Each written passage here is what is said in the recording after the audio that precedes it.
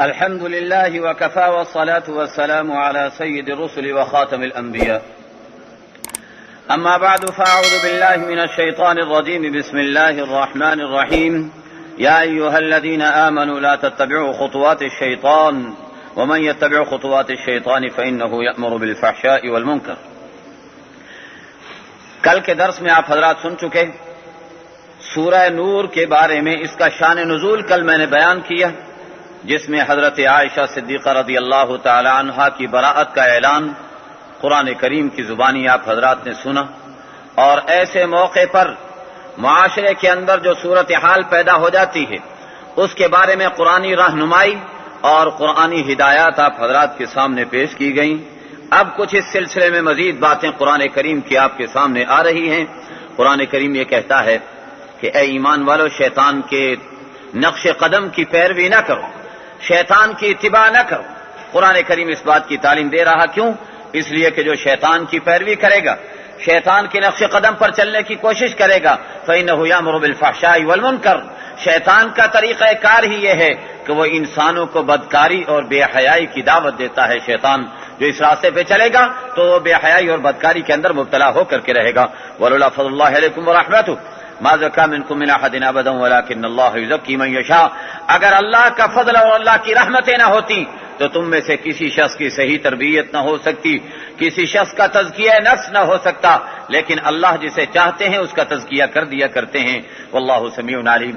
آپ حضرات کو کل والا واقعہ خوب اچھی طرح سے یاد ہوگا. حضرت عائشہ صدیقہ رضی اللہ تعالی عنہا کی شان میں گستاخانہ طریقہ اختیار کیا گیا. میرے دوستو، اس سے ایک طرف سرکار کالی کملی والے کی شان میں گستاخیاں ہوئیں. میں نے آپ سے کل عرض کیا تھا کہ کیا ہوا کرتا ہے، کسی کی بیوی پر اگر الزام لگایا جائے تو یہ اس بیوی سے زیادہ اس کے خامد کی عزت پر ڈاکہ ڈالنے کے مترادف ہوا کرتا ہے، اور اس کے خامد کی عزت کو خاک میں ملانے کی باتیں ہوا کرتی ہیں. اور دوسری طرف اس عورت جس پر الزام لگے اس کے ماں باپ بھی معاشرے میں منہ دکھانے کے قابل نہیں رہا کرتے. تو اما عائشہ صدیقہ رضی اللہ تعالی عنہ پر بعض یہودی صفت انسان اور منافقین نے جو الزامات لگائے، اس کے نتیجے میں سرکار مدینہ سید دو عالم صلی اللہ علیہ وسلم کی عزت پر ان لوگوں نے ہاتھ ڈالنے کی کوشش کی، اور اسی طریقے پر صدیق اکبر کی عزت پر بھی ہاتھ ڈالنے کی کوشش کی. اب صدیق اکبر رضی اللہ تعالیٰ عنہ کے سامنے جب واقعے کا فیصلہ آ گیا، قرآن کریم نے فیصلہ دے دیا اور قرآن کریم نے اعلان کر دیا کہ عائشہ صدیقہ بری ہیں، پاک باز ہیں، اور جو لوگ اس قسم کی حرکتیں کرتے ہیں ان کے لیے قرآن کریم نے عذاب علیم اور عذاب عظیم کا اعلان کر دیا. اب اس کے بعد حضرت ابوبکر صدیق رضی اللہ عنہ نے کیا فیصلہ کیا؟ جو لوگ اس حضرت عائشہ صدیقہ کے بارے میں بعض غلط باتیں کرنے کے اندر مبتلا ہو گئے تھے، ان میں ایک شخص وہ بھی تھے جو تھے تو ایمان والے، منافقین میں شامل نہیں تھے، ایمان والے تھے، صدیق اکبر کے رشتہ دار تھے. اور دوسری بات یہ تھی کہ غریب انسان تھے. ابوبکر صدیق انہیں سالانہ امداد مہیا کیا کرتے تھے، اپنی جیب سے اس پر پیسے خرچ کیا کرتے تھے. صدیق اکبر کو جہاں اور لوگوں سے تکلیف پہنچی تو ان کے بارے میں بھی ابوبکر صدیق کے دل کے اندر بہت ناراضگی اور غصہ پیدا ہو گیا کہ میرا رشتہ دار، میرے گھر سے کھانے والا، میں اس کی پرورش کروں اور اس پر پیسہ خرچ کروں، اور ہماری بلی ہم ہی کو میاؤں اور ہمارے خلاف ہی وہ ہم پر الزام بازی کرنے لگ جائے اور میری عزت پر ڈاکہ ڈالنے لگ جائے.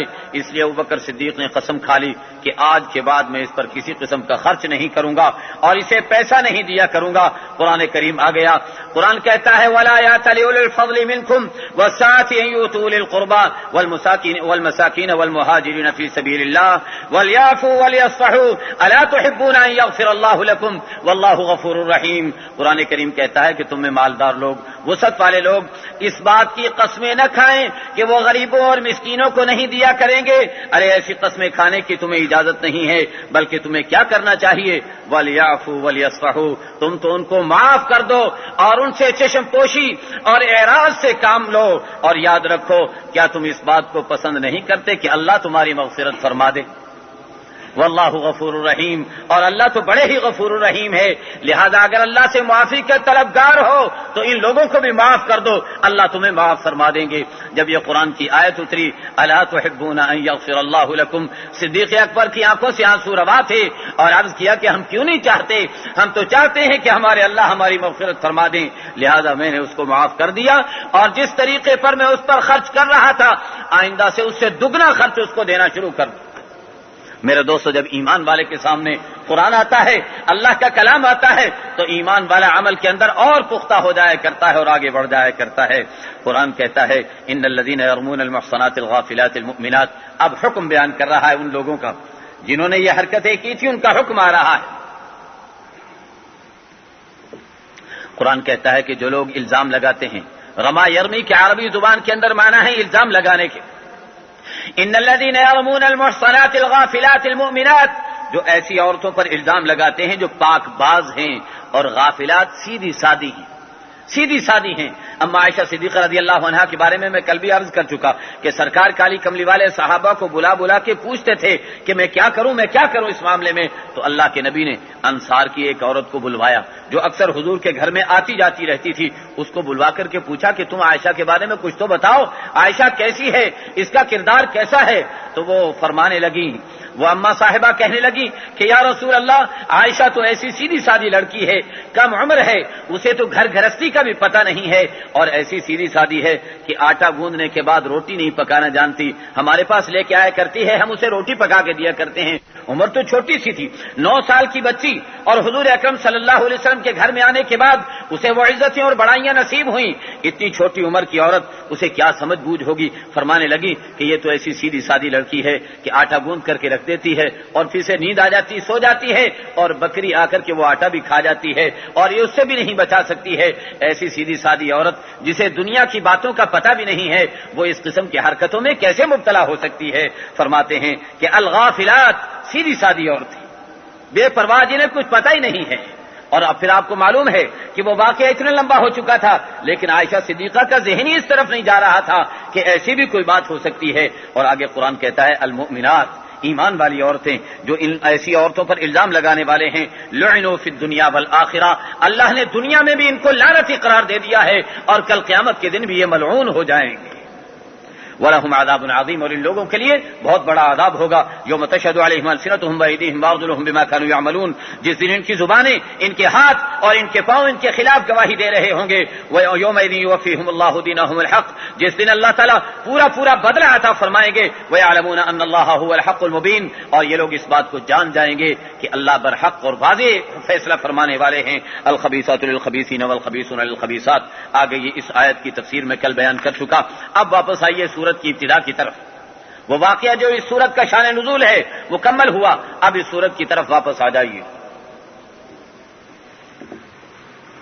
قرآن کریم کہتا ہے سورۃ انزلناها وفرضناها وانزلنا فيها آیات بینات لعلکم تذکرون، سورت کو ہم نے نازل کیا ہے، قرآن کریم کو ہم نے اتارا ہے، وفرضناها، اور ان صورتوں کو متعین بھی ہم نے کیا ہے اور دوسری صورتوں سے جدا جدا بھی ہم نے کیا ہے۔ وانزلنا فيها آیات بینات، اور اس صورت کے اندر ہم نے واضح آیتیں اتاری ہیں، لعلکم تذکرون، تاکہ تم نصیحت حاصل کر سکو۔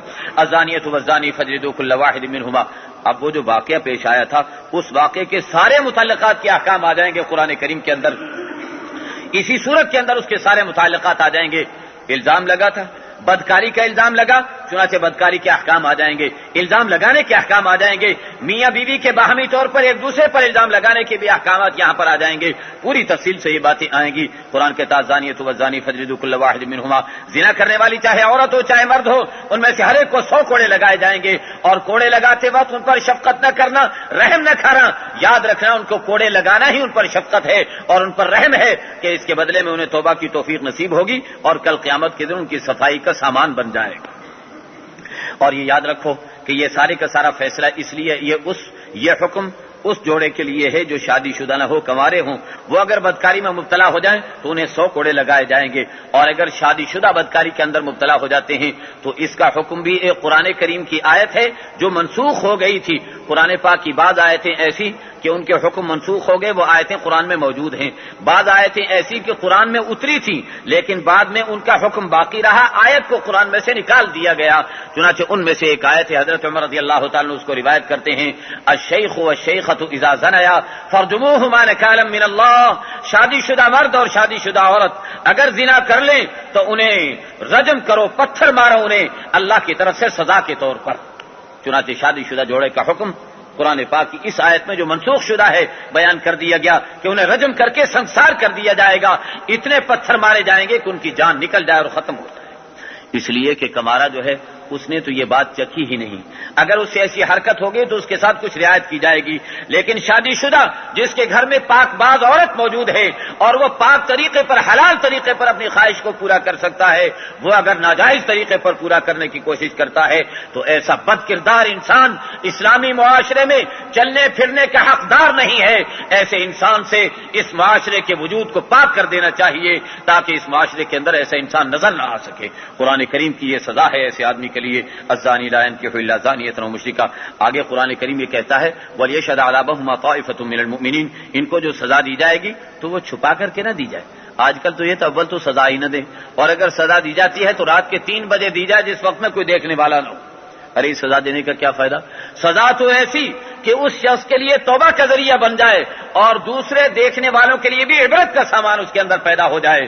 اس بنا پر اسلام کہتا ہے سزا دو تو کھلے عام دو، دنیا کے سامنے کر کے دو، تاکہ جو صحیح لوگ ہیں انہیں بھی آئندہ کے لیے بچنے کا ذریعہ ان کے لیے بھی پیدا ہو جائے، اور جو بد کردار ہیں ان کے لیے بھی عبرت کا سامان بن جائے۔ سب کے سامنے سزا دی جانی چاہیے، وَلْيَشْهَدْ عَذَابَهُمَا طَائِفَةٌ مِّنَ الْمُؤْمِنِينَ، اس لیے قرآن کہتا ہے کہ کھلے عام سزا دی جانی چاہیے۔ آگے قرآن کریم نے دوسرا حکم بیان کیا، یہ تو زانی مرد عورت، شادی شدہ غیر شادی شدہ دونوں قسم کا حکم آ گیا۔ ہاں جی، والذین یرمون المحصنات ثم لم یأتوا بأربعة شہداء، جو پاک باز مردوں پر یا عورتوں پر الزام لگائے۔ قرآن پاک نے صرف عورتوں کا لفظ استعمال اس لیے کیا ہے کہ عام طور پر عورتوں پر الزام زیادہ لگتے ہیں، اس بنا پر قرآن نے عورت کا لفظ استعمال کیا، ورنہ مراد اس سے یہی ہے کہ چاہے پاک باز مرد ہو چاہے پاک باز عورت ہو، اس پر اگر کوئی الزام لگاتا ہے تو اس کے لیے ثم لم یأتوا بأربعة شہداء، پھر اس سے مطالبہ کیا جائے گا کہ 4 گواہ پیش کرو، اور اگر وہ 4 گواہ پیش نہ کرے فَاجْلِدُوهُمْ 80 جلدہ، تو الزام لگانے والے کو 80 کوڑے لگائے جائیں گے۔ یہ قرآن کا فیصلہ۔ وَلَا تَقْبَلُوا لَهُمْ شَهَادَةً أَبَدًا، ایک طرف ان کو 80 کوڑے لگائے جائیں گے، اور دوسری طرف جب تک وہ زندہ رہیں ان کی گواہی رد کر دی جائے گی کہ آئندہ کسی کیس میں کسی مقدمے میں ان کو گواہ کے طور پر پیش نہیں کیا جائے گا اور نہ ہی ان کی گواہی تسلیم کی جائے گی۔ اگر 3 آدمیوں نے الزام لگایا، چوتھا آدمی پورا نہ ہو سکا تو ان تینوں پر 80 کوڑے لگیں گے، اور آئندہ کے لیے تینوں مردود الشہادہ قرار دے دیے جائیں گے کہ یہ تینوں کے تینوں ان کی گواہی رد کر دی جائے گی اور تسلیم نہیں کی جائے گی۔ وَأُولَٰئِكَ هُمُ الْفَاسِقُونَ، اور یہ بد کردار قرار دے دیے جائیں گے۔ إِلَّا الَّذِينَ تَابُوا مِن بَعْدِ ذَلِكَ وَأَصْلَحُوا فَإِنَّ اللَّهَ غَفُورٌ رَحِيمٌ، البتہ اگر انہوں نے توبہ کر لی اور سیدھا راستہ اختیار کر لیا تو پھر فاسقوں سے تو ان کا نام نکال دیا جائے گا، فاسقوں کی فہرست سے، بد کردار افراد کی فہرست سے ان کا نام نکل جائے گا، لیکن ان کی گواہی پھر بھی اسلامی معاشرے کے اندر قبول نہیں کی جائے گی۔ وَالَّذِينَ يَرْمُونَ أَزْوَاجَهُمْ، اب دوسرا مسئلہ پیش آ گیا۔ اب دوسرا مسئلہ کیا ہے کہ اگر خامد اپنی بیوی پر الزام لگاتا ہے تو ایسی صورت میں کیا ہوگا؟ ایسی صورت کا حکم، کیونکہ اس میں اور اس مسئلے کے اندر بڑا فرق ہے۔ ایک غیر آدمی پر الزام لگے، ایک غیر عورت پر الزام لگے تو الزام لگانے والے نے آئندہ کے لیے اس کے ساتھ تو نہیں رہنا، لیکن اگر میاں بیوی باہمی طور پر ایک دوسرے پر الزام لگاتے ہیں تو یہاں مسئلہ یہ ہے کہ اگر الزام کا فیصلہ نہ بھی ہو سکا تب بھی دونوں کو ایک گھر کے اندر رہنا ہے، کیسے گزر بسر ہوگی، کیسے گزارا ہوگا؟ چنانچہ جب یہ حکم بیان کیا گیا کہ 4 گواہ پیش کرو تو ایک صحابی نے کہا کہ یا رسول اللہ، بھلا آپ بتائیے تو صحیح کہ اگر کوئی آدمی گھر میں آتا ہے اور دیکھتا ہے کہ اس کی عورت کسی مرد کے ساتھ بدکاری میں مبتلا ہے تو ایسی صورت کے اندر اگر وہ 4 گواہوں کو تلاش کرنے جائے گا تو اتنی دیر میں تو یہ بد کردار آدمی اپنی بدکاری کر کے نکل چکا ہوگا، وہاں وہ گواہ کیسے پیش کر سکے گا؟ کیا بنے گا ایسی صورت کے اندر؟ کس طریقے پر فیصلہ ہو سکے گا؟ ہم اپنی آنکھ سے دیکھ کر پھر اس کے ساتھ کیسے رہیں گے اس عورت کے ساتھ؟ اور ہم 4 گواہ پیش نہیں کر سکتے، ہم اگر بولیں تو بھی مجرم اور نہ بولیں تو گھر کے اندر ہمارا رہنا دوبار ہو جائے گا اور مشکل ہو جائے گا، اس کے لیے کیا صورت پیدا ہوگی؟ تو قرآن کریم اتر آیا، قرآن نے اس کے بارے میں فیصلہ دے دیا۔ والذین یرمون ازواجہم، جو اپنی بیویوں پر الزام لگاتے ہیں، ولم یکن لہم شہداء، اور ان کے پاس گواہ نہیں ہیں، اگر تو گواہ ہے تو گواہ پیش کرو، اس پر حد لگے گی، حد زنا لگ جائے گی، لیکن اگر گواہ بھی موجود نہیں تو اب کیا ہوگا؟ اب یہ ہوگا کہ شہادت احدہم 4 شہادات باللہ انہ لمن الصادقین، 4 دفعہ اسے گواہی دینی پڑے گی اللہ کا نام لے کر کہ میں اللہ کو گواہ بنا کر کے یہ بات کہتا ہوں کہ میں سچ کہہ رہا ہوں کہ اس عورت نے اس قسم کی حرکت کی ہے۔ اور 5ویں دفعہ یہ کہے گا کہ لعنت اللہ علیہ ان کان من الکاذبین، اگر میں جھوٹا ہوں تو مجھ پر اللہ کی لعنت ہو۔ اور پھر اس کے بعد اس عورت سے کہا جائے گا، وہ عورت 4 دفعہ اللہ کو حاضر ناظر جان کر کے کہے گی کہ یہ شخص جھوٹ بولنے والا ہے، جھوٹ بول رہا ہے اور مجھ پر الزام تراشی کر رہا ہے۔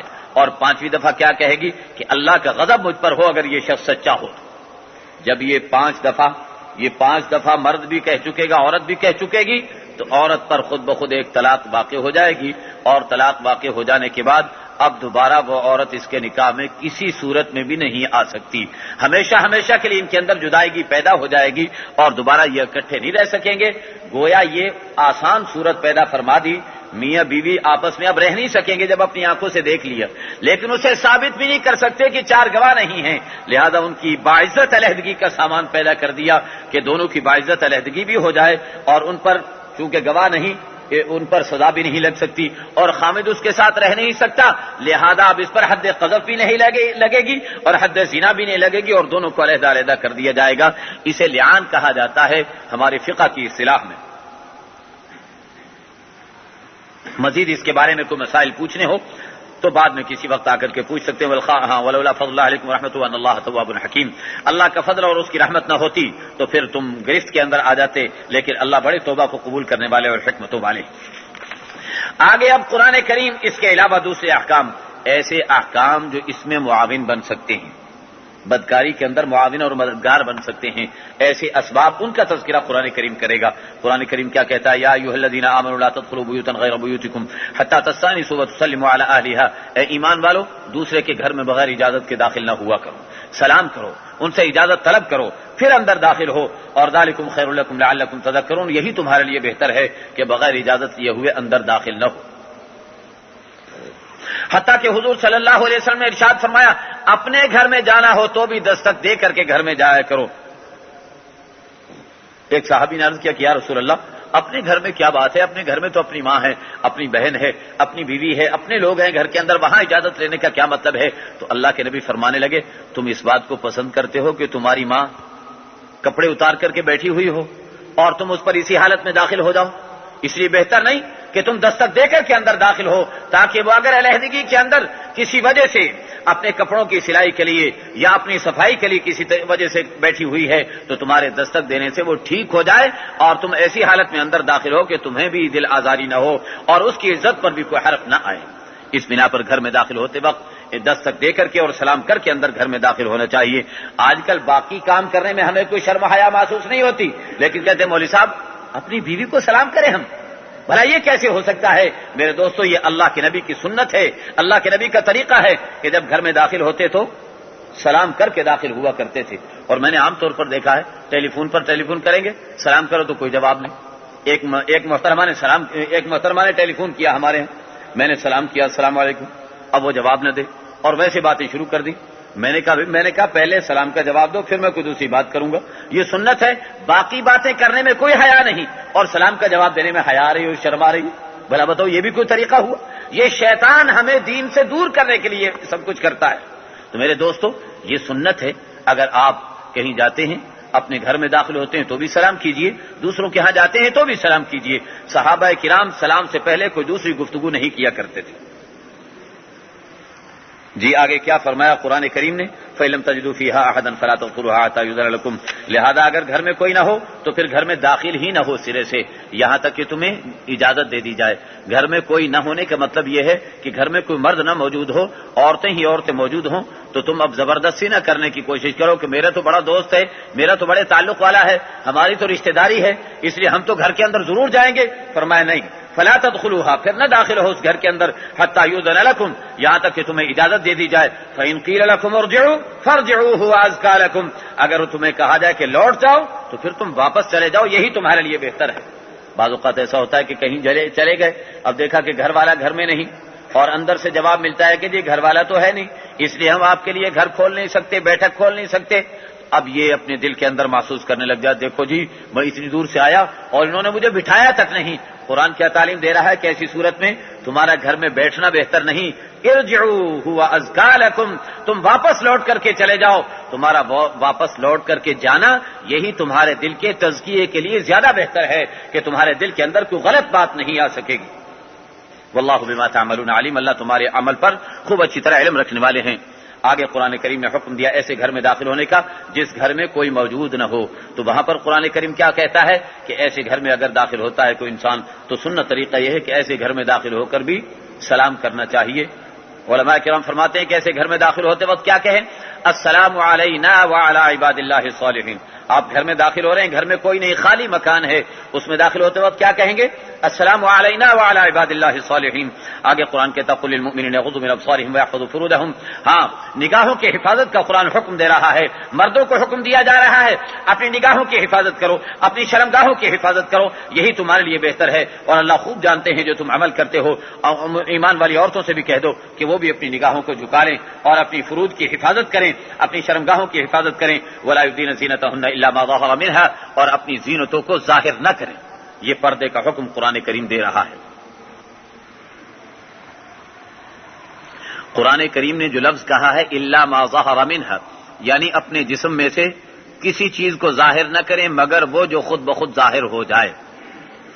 اب اس میں بعض لوگوں نے یہ اختلاف ڈال لیا کہ پردے کے اندر چہرہ اور ہاتھ داخل نہیں، چہرہ اور ہاتھ عورت ننگا کر سکتی ہے، باقی جسم کو ڈھانپ کر کے رکھے گی۔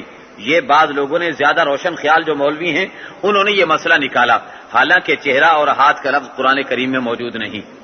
قرآن کریم میں تو یہ ہے کہ الا ما ظهر منها، جو چیز خود بخود ظاہر ہو رہی ہے اسے ظاہر کرنے کی اجازت ہے۔